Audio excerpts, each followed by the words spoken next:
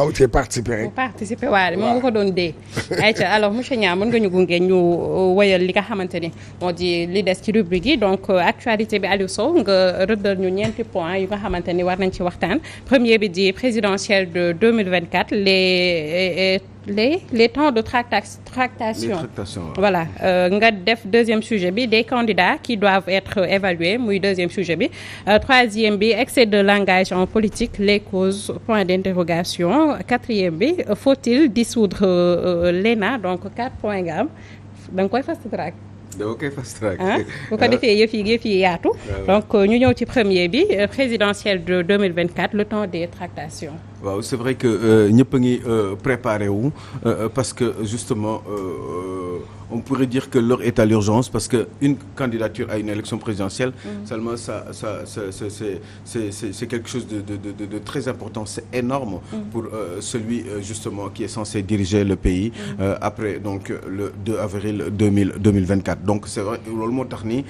justement ñëpp a ngi ci farlu surtout les potentielles candidatures moo tax nga gis ci dans les grandes coalitions ñi ngi jéem a seet nan la ñuy négocier ku nekk ñi ngi seet nan ngay tegee say pion pour que nga nekk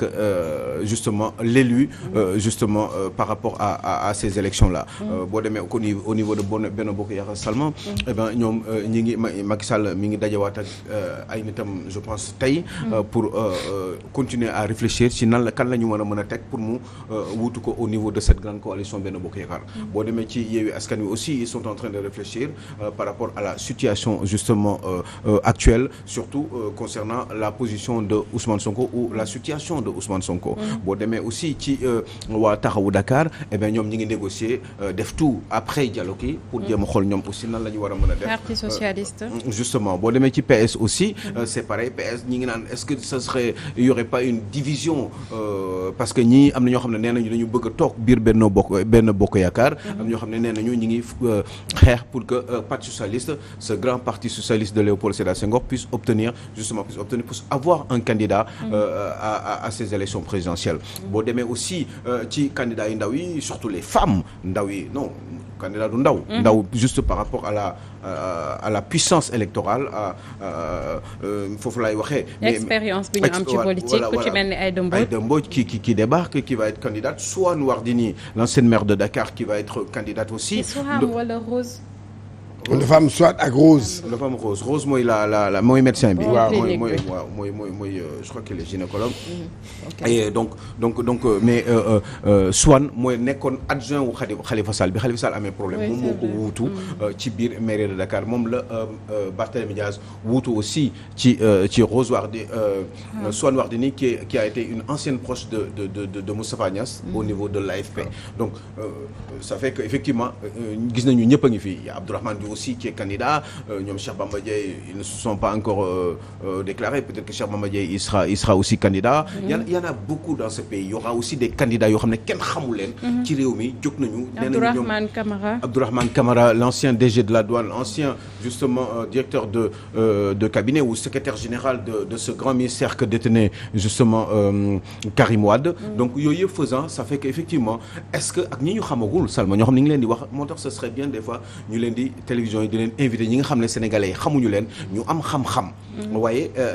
journaliste dafa mel ni taamu wuñu leen parce que soi-disant ils ne sont pas connus mais pour ñu xam la il faut que au moins nga ñëw jox la sa chance pour nga wane sa bopp wax lan nga xalaat ci réew mi ces gens-là en général ils sont évités et ça ce n'est pas une bonne idée moo tax maa ngi wax suñu mbokk journalistes yi ñuy fexe def seen kamtalaay kattan di invité ñi nga xam ne kenn xamuñu leen au moins ñu ñëw joxe seen xalaat ci réew mi parce que kenn xamul li yàlla di def kenn xamul fan la xam-xam kenn xamul ki entre guillemets le messie de ce pays kan moo war a ñëw un jour defar réew mi mun na doon ku nekk il faut pas que toujours ñu xalaat ni ñi ñuy gis ci télé bi rek ñoo war a nekk président de la République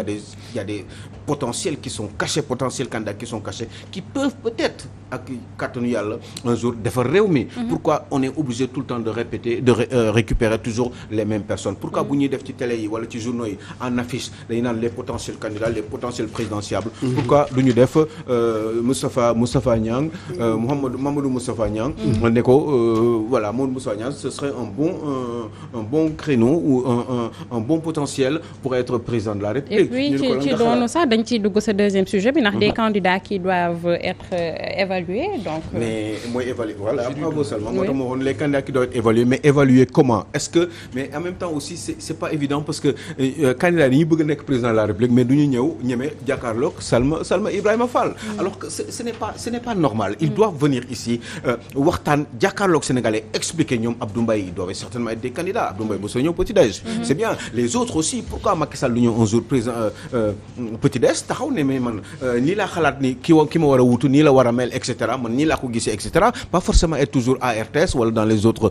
chaînes de télévision ils peuvent venir un jour ici expliquer ñu pourquoi les ñoom Amadou Ba ñi nga xam ne dañu bëgg éventuellement ñu ngi leen soupçonné dañu bëgg nekk candidat ñu ñëw fii ñoom Abdourahmane Diouf un garçon que j'aime bien qui est bon qui est réglo qui est correct et qui donne des bonnes idées qui a de l'expérience tant au niveau du Sénégal qu'à l'étranger qui a des bons réseaux pourquoi ce garçon-là ne viendrait pas j'entends des gens comme Mamadou Makhtar Cissé ce gars-là c'est un garçon que j'adore par rapport à tout ce qu'il a eu à faire mu relevé Sénélec indi yu bari fii ci réew mi nekkoon ancien directeur de la douane nekk directeur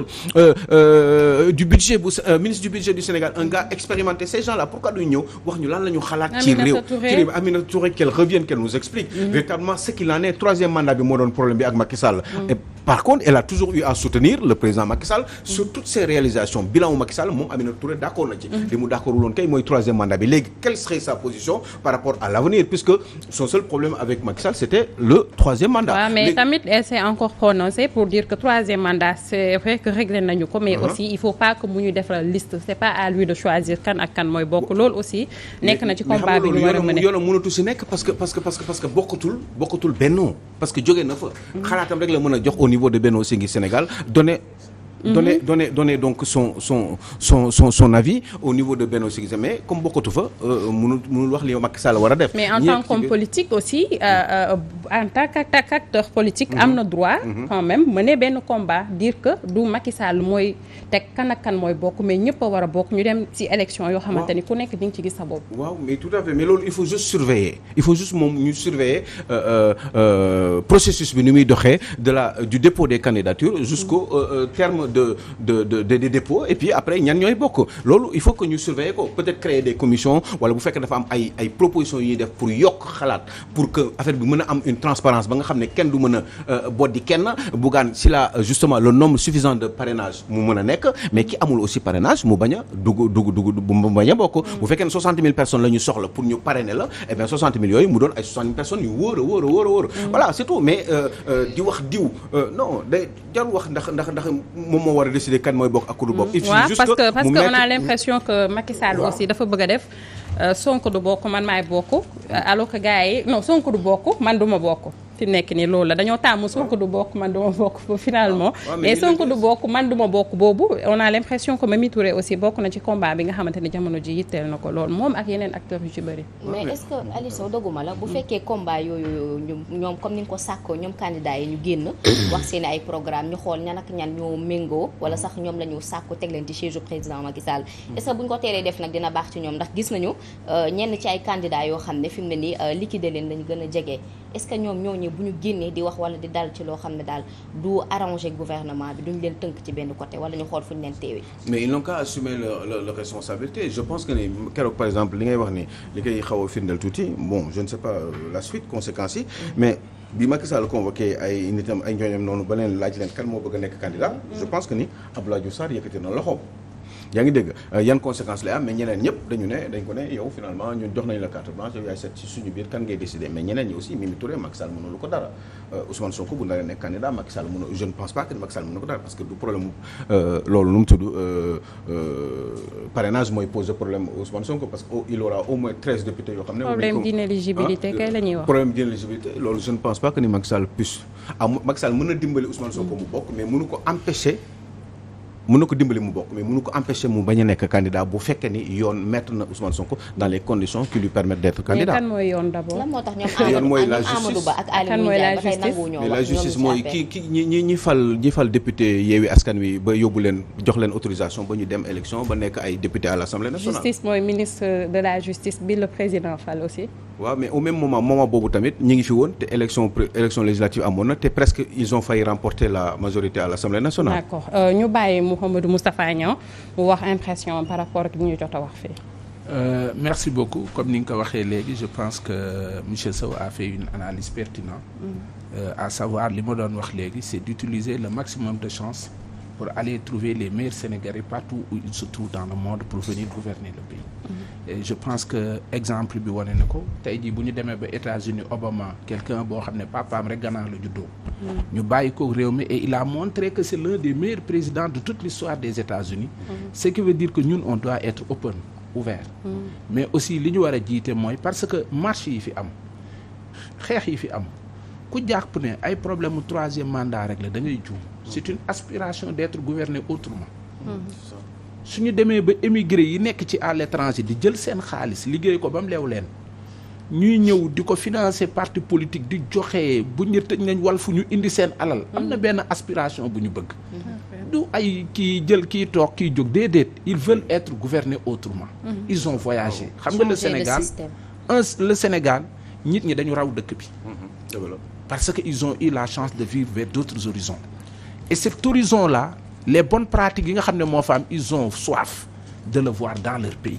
parce que mënoo dëkk 20 ans États-Unis France nga ñëw Sénégal tu vois que le décor a complètement changé.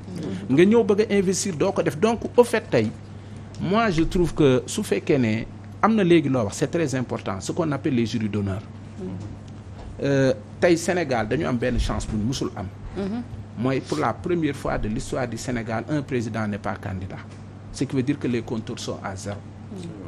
Donc lan la ñu war a def on doit trouver les mécanismes de trouver aujourd'hui à partir d'aujourd'hui le dirigeant type xam nga dafa am ñaar maa leen di jiite ak yaa ñuy jiite du benn. fii ñi fi ne maa leen di jiite la ñuy wax kaay jàppale ma. kaay jàppale ma ngay dégg. gis nga monsieur Niang dogguma la mais gis nga mbir mi mun na leer nii naññ li ba yu bari ñu changer ko ci système bi il suffit juste de faire une chose. que bu fekkee ni yow monsieur Niang nga tudd da nga bëgg a nekk président de la république il faut nga ñëw jàkkaarloog peuple bi ñu laaj la ñaar wala ñetti question yu am solo yow monsieur Niang nan nga tudd fan nga juddoo fan nga màggee lan nga def ci réew mi lan nga fi posé comme ay acte ci réew mi pour toll ba bi nga toll ba toll fi nga toll ba mën a xalaat ni da nga war a jiite réew mi benn monsieur Niang lan nga xalaat ci réew mi yow déjà yow lan nga yor yow lan mooy say patrimoine monsieur Niang fi li nga yor fan nga ko jëlee ci sa àdduna monsieur Niang li nga yor yow ci sa àdduna bi nga juddoo ba tey yow fan nga ko jëlee ñaata nga gagné sa àdduna lan moo doon sa salaire sa patrimoine bi nga yor fan nga ko jëlee ak lan moo la ko may nit ñi dox fu ñu dinañ xool loolu bu ñu ko waxee ba pare ñu ne monsieur Niang yow lan nga xalaat yow ci président de la république nan la war a mel bu ñu la laajee loolu ba président de la république nan la war a mel ba pare ñu ne le président de la république boobu ban yan doole la war a am ci réew mi est-ce que xalaat nga ni doole bi président am nii dañ ko war a contrôler wala dañ ko war a bàyyi mu def lu ko neex question yooyu boo ci tontoo man dinaa xam exactement ndax yow mun nga nekk un président boo xam ne am nga avenir. s'il vous plaît man tey dama kontaan ci Aliou Sow Aliou del wax bu dal ndax ñi di la dégg non vous êtes en train de développer yoo xam ne nii duma la nëbb nit du ko génn ci defar réew. souvent il est passionné. mun na wax doo ko mais ce qu'il est en train de dire là man c'est exactement quand je parle d'un jury d'honneur mooy nga jël ay kilifa teg leen nit ñëw waxuñu ko kenn accusé wu ko dara dañ koy poser question mu tontu bu paree le peuple bi ñoo naan kii kat ñëw am na lu ma bëggoon a wax tuuti nga jégal ma ko mooy ne ci toujours tempo bi muy waxee mooy dañu nekk ci Sénégal ñu ngi wut président est-ce que on va chercher des gens qui ont des objectifs ou on doit chercher des gens qui dirigent des projets de société ñaar yi dafa différencier ki am projet de société mooy lan mooy ay nit ñooy dajaloo jàpp ne réew mi fii lañ ko mën a jëbale mais jàpp nañ ne Sow mi moo gën ci ñi ko war a porter ñu ne la kaay porter ko projet de société mooy nga toog sa kër sangu jël sa costume sa jabar toog sa wet nga ne ko man de damaa bëgg a doon président mu ne la loolu de mën naa nekk njaay wala si nga jël sa téléphone ku ne nga woo ko ne ko kaay jàppale ma nga wax kaay jàppale ma je serai candidat xam nga lu muy indi après mooy li daal Ablaye Wade dal Macky Sall soo paree yaay nommé say ministre ni nga ko bëggee ku la neexul nga wàcc ko ñi xeexoon xeex bi soo yoon nekku ci xam nga tey Ablaye Wade am na ñu xeexoon xeex ba fekku leen fa Macky Sall ñoom Cissé Lo ñu ci bëri xeexoon nañ mais parce que xam nga lu la parce que dañ ko doon jàppale. ils n'étaient pas dans un projet de société mais ils étaient dans un soutien d'objectif à quelqu'un. d'accord bi mu ko yoree li mu koy doyee moom doo nga ko xam. c'est important mu di lu am solo Aliou Sow mais ci noonu sax je pense que mën nañu dem ci troisième point bi di excès de langage en politique les causes nga def ci benn point d'interrogation. waaw loolu sama xel dafa dem si un garçon que j'aime beaucoup. avec qui j'ai eu à échanger dans la vie en général. Juste avant muy nekk maire. et que j'avais une très bonne impression de sa personne. Un garçon avec un niveau de culture extrêmement poussé. C'est vrai que c'était ton ami Birame Souleye. Waaw. Et le jour où j'ai vu que il avait fait une conférence de presse ba wax yenn wax yi. J'étais surpris et je me suis dit bon avec le niveau d'intelligence que je lui mesurais à lui je me suis dit mais est-ce que nit ñi des fois dañ leen di xattal. wala lan moo tax yenn mooy di génn ci ñoom surtout que bu fekkee ni reconnaître ko ci nit kooku am na ñoo xam ne sax xëy na Aliou Sow bu waxee yooyu mun nañ ne kii dof la ok mais quelqu'un comme Birame Souleye qui est un garçon extrêmement serein très intelligent lan la mënee génnee wax boobu jour boobu est-ce que dafa am lu ko habité ci biir lu ko naqaree ba mu génnee wax boobu ba déborder te teyu ko la preuve teyu ko le lendemain matin nit bi ma xam moom moo ñëw taxaw mu jéggalu ba pare wax moom lan moo tax presque pratiquement il est ndeysaan mu kii mu doon nit ku baax foofu ci façon ngi waxinam léegi man may jéem a comprendre réfléchir ma ne mais man nit la moo tax moment benn moment mu ñëw moment bi muy wax loolu ak le lendemain ci diggante bi lan mooy habité nit est-ce que nit day am benn des fois une attitude peut-être animale ci biiram ba mooy tax mu am yenn réaction yi ba pare sax après bu toogaatee ba toog jàpp ñàmbaram après mel beneen nit. lan mooy habité on parle d'animosité maintenant au Sénégal animosité politique donc loolu mën na ko expliquer mais aussi da nga ne que yow kàddu yooyu mu biral xamee woo ko aussi mën nañ ko teg ci compte nit kese la nit day juum la preuve ba mu xëyee jéggalu na donc est-ce que mënuñu ko jàppee noonu aussi. oui tout à fait mais xam nga yooyu bu fekkee ne dafa dal nit ki noonu ci béréb yi demee noonu jour bi mu amee dama gis ñoo xam ne y avait personne qui était alerté ci ginnaawam ñi toogoon noonu ci wetam. pratiquement am na ñoo xam ne sax dañ doon reetaan moi je voyais Aïda Mbodj qui est candidate dafa doon sourire quoi ak maître Ngagne Demba Touré alors que man yooyu demee noonu man daf may xaw a choqué. Qu'est-ce qui s'est passé est-ce que parce que wax boobu ñi nekkoon ci ginnaaw dañu ne loolu garaawul wala après ils se sont rendu compte que ni finalement affaire bi garaaw na nan la ñu évaluer moment boobu wax boobu ñoom bi ñu toogee ci ginnaawam c'est comme Bara Dolly bi mu taxawee ci kii place de l'Obélisque waxam yooyu personne n'avait réagi en réalité dafa mel ni peut-être ambiance su kii bi la manifestation beeg toogaay bi moom mooy tax na peut-être est-ce que du tamit sur le coup tu te rends pas compte mais après soo demee ba dal xool xalaataat li nga wax nit ñi gën la déglu par exemple man bi ma ko dégloo j'avais trouvé rien d'alarmant mais après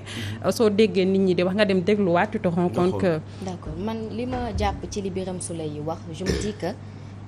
li ñu Sénégal parfois ni da ngay denc sa xol lu bari loo xam ne booy génnee doo ko tey parce que Birame Souleye nit la te it gis nañu doxalin yi nga xam ne am nañ ko yow mi ko fréquenté am na loo xam ne xamee nga ko nit nag bu demee ba def dara loo xam ne amaana même bu dee mu ngi ci xolam daf di am na yoo xam ne doo ko mën di génne ci sa gémmiñ munoo di ko wax waaye nag bu nekkee sa xol parfois booy emporté wu doo ko tey man noonu laa ko jàppee moo tax bi vidéo bi deful tollé ci guddi gi mais ci fajar bi après xam naa ci guddi gi bi ko nit ñi xoolee le matin vers 10h ci la def postam di jéggalu comme quoi que ni moom sentir na ni wax na lu ëpp parfois di nga wax parce que ñun ñëpp daf ñuy dal ci micro la ñu nekk dañuy wax di nga wax ba wax loo xam ne lu ëpp la dama jàpp ni rek lu ñu denc ci xol yi moo bëri ba à la fin boo demee bay exprimer wala ngay wax di nga wax loo xam ne mais Aliou Sow est-ce que jaroon na tam ñu koy jàpp comme jéggalu na esprit de grandeur nga màgg quoi bañ a defante bañ a topp nit ki ba mu sëkk nga jéggalu parce que nag boo jéggaloo on peut dire que toroxlu nga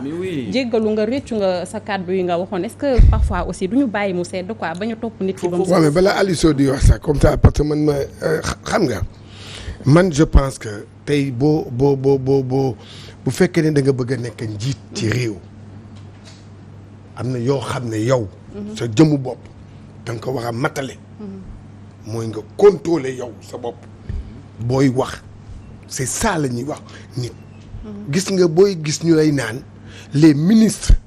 de Senghor et de Abdou Diouf ak ministres léegi bokkuñu c'était des républicains dafa am baat yu ñuy wax am baat yoo xam ne duñ ko wax loolu dafa am solo. je me rappelle am na benn ministre des sports mu dem ci benn région fekk fa ay xale école de football gars yi di kii yooyu xam la leen wax déglu leen bu baax de ministre des sports la ci ministre Macky yi mu ne xale yi dem leen jàngi sport amul avenir te moom mooy ministre des sports billaahi en fonction waaw en fonction billaahi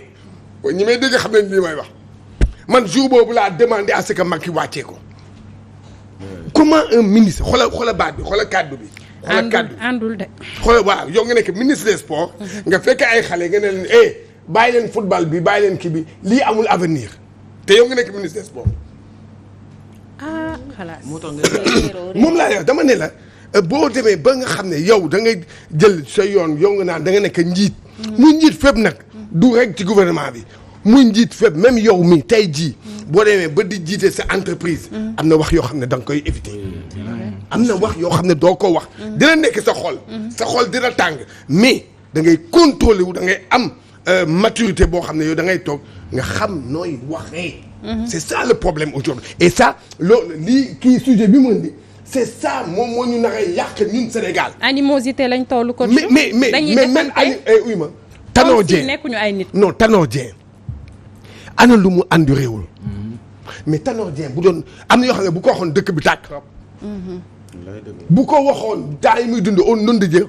am na man maa ngi rappelé en 2001 may ànd campagne électorale kii Moustapha Niasse ñu dem ba Kër Tafa fi mu tabaxal la xaw ma kii bi ñu toog guddi ñu dégg Ablaye Diack ancien maire de Kaolack wax benn kàddu bu doy waar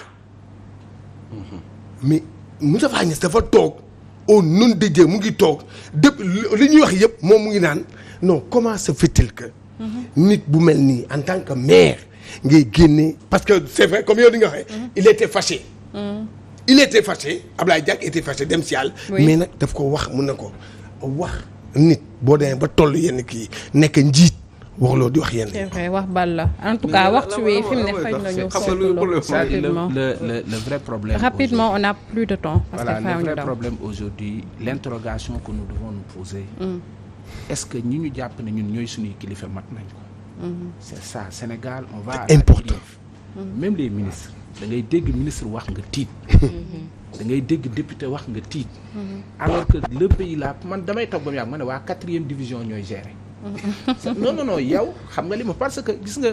responsabilité du oto bi ngay dawal rek ñu jox la ko nga jël salaire bi jël non posture la c'est vrai yéen ñii képp ku fi ñëw yëre yi nga doon da nga dem seet li gën ci yëre bi nga sol ko mais soo ñëwee aussi li gën ci wax ji nga war a wax nit ki du li nga xam yëpp ngay wax na ko Tanor est un exemple Tanor man dama naan su ma ko doon juger c'est un mauvais politicien mais un grand commis de l'État d'accord un très grand commis de l'État ndaxte li mu xam te mësta wax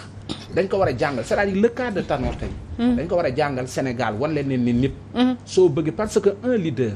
un responsable ne réagit pas il agit d'accord bu dee luñ la wax balaa ngay tëdd tontu ko ci du tooxi doona ngay dina doy waar waxtu wi xoj nañu fi mu ne on a jàkkaarloo ak dañ ko yóbbu kaaf est-ce que sax demul nañ ko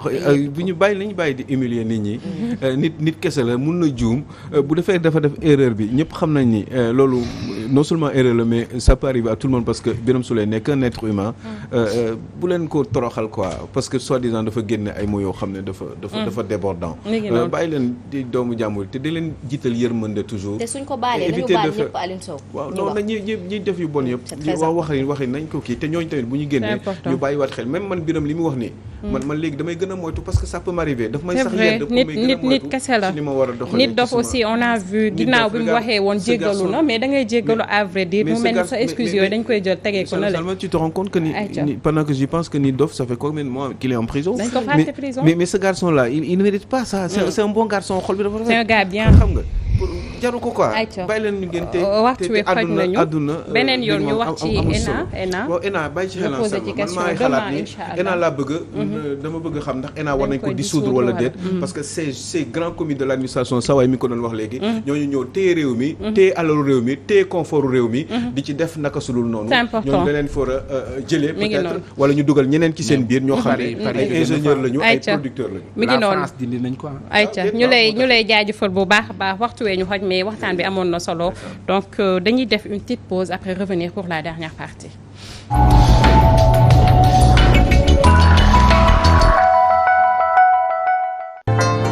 ci njëlbeen dañu bëggoon a naan kaasu meew alib dong meew alib bu neex seen yaay defar ko ci fajar